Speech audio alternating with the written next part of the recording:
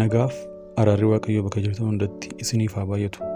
Ashamaa akkam jirtu qulqulloonni ijoollee Waaqayyoo annagaa kooti galanni Waaqayyoodhaaf haa ta'u. Har'a viidiyoo paastorii waldaa biyya Afrikaa tokko keessatti Waaqayyoo hafuura qulqullootiin abboome jechuun shamarran waldichaatiif dhagna isaanii utuu inni dhiquu viidiyoo ifatti ba'e tokkoon isiniif qooda. Obboloota koo yerichi bara itti dhumni ta'u osoo mallattoowwan dhumni barichaa akka ga'e ibsan hedduutu jiru. Obboloota koo yerichi bara dhumaa dhumni itti ta'u mallattoowwan dhumni barichaa akka ga'e ibsan hedduutu mul'ataa jiru. Hanga gooftaan nuuftu yookaan haga nuti gara gooftaa deemnutti waan gurratti hin tolle, waan nama aarsu, waan nama naasisu dhaga'uuf arguun keenya waan hin hafne miti.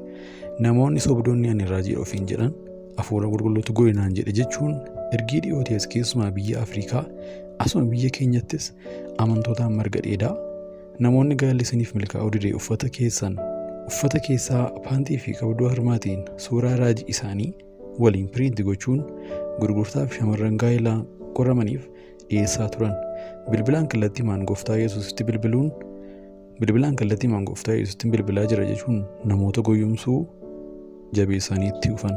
Gamtootatu waldaa keenya gidduu buufatee jira. Viidiyoo isaa waraabaa mul'achaa jiru kun jechuun namoota goyyumsaa jiru. Asuma biyya keenya keessattis shaakalli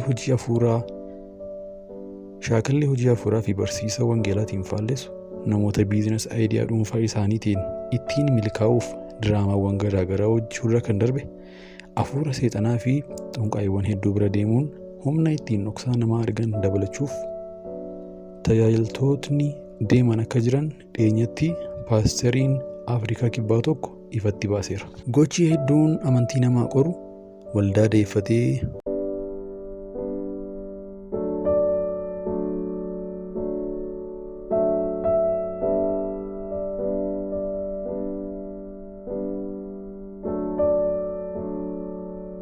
hojii hafuura hammeenyaa hojjetu baay'achuu isaarraa kan ka'e amantoonni aannan dhuguu malee lafee qorqottiin guddanne baay'een isaanii kufanii gooftaa itti jabaachaa turan illee dhiisanii shaakala gowwummaa amantiif barsiisa waldaa warra wangeelaatiin mormu duukaa bu'aniiru.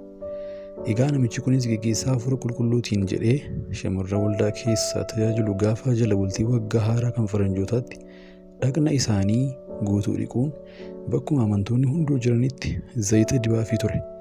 Maaliif kana goota jedhamee yoo gaafatamu dhiqannaan kun qulqulluu fi raawwatee mudaa kan hin qabne isaan godhaa jedhe. Kun raawwatee faallaa wangeelaati.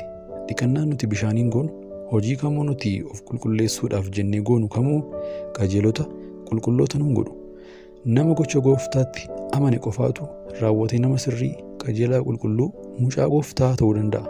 Mucaafni gaafa dubbatu kanaafis amma nuyi dhiiga isaa isa dhangala'een qajeelota erga taanee hammam caalaatti isumaan immoo dheekkamsa Waaqayyoo jala ooluuf jirra.